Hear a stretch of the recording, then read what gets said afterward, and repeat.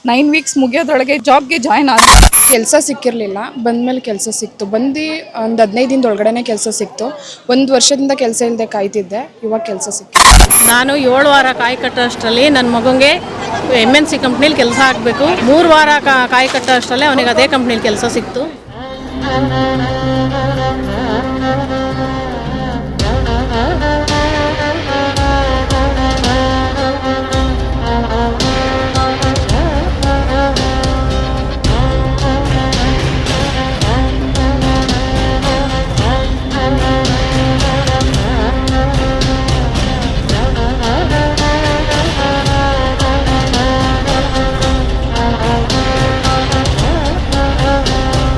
ಇಲ್ಲದೆ ಏನೇನು ಫಜೀತಿ ಆಗುತ್ತೆ ಅದು ನಮ್ಗೆ ಗೊತ್ತು ಇಲ್ಲ, ಆಲ್ಮೋಸ್ಟ್ ಎಲ್ರಿಗೂ ಗೊತ್ತಿರುತ್ತೆ. ಈಗ ಲೇ ಆಫ್ ಅದು ಇದು ಆಯಿತು.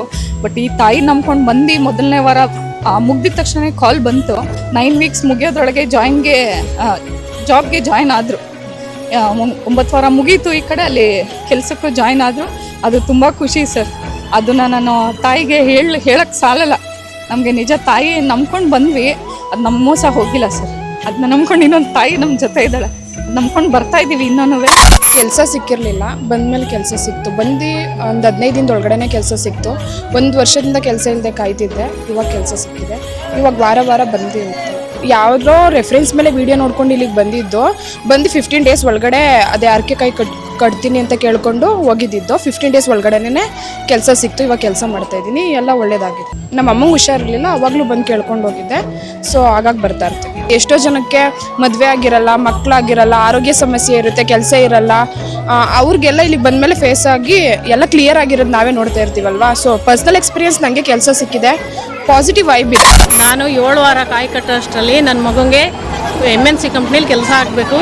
ಅವನು ಕೆಲಸ ಆಗಿದ ತಕ್ಷಣ ಅವನು ಮೊದಲನೇ ಸಂಬಳದಲ್ಲಿ ನಾನು ಬಂದು ನಿನಗೆ ತುಲಾಭಾರ ಮಾಡಿಸ್ತೀನಮ್ಮ, ನನಗೆ ಅದೇ ಕಂಪ್ನಿಲಿ ಕೆಲಸ ಆಗಬೇಕು ನನ್ನ ಮಗುಗೆ ಅಂತ ಹೇಳಿದ್ದೆ. 3 ವಾರ ಕಾಯಿ ಕಟ್ಟೋಷ್ಟರಲ್ಲೇ ಅವನಿಗೆ ಅದೇ ಕಂಪ್ನಿಲಿ ಕೆಲಸ ಸಿಕ್ತು.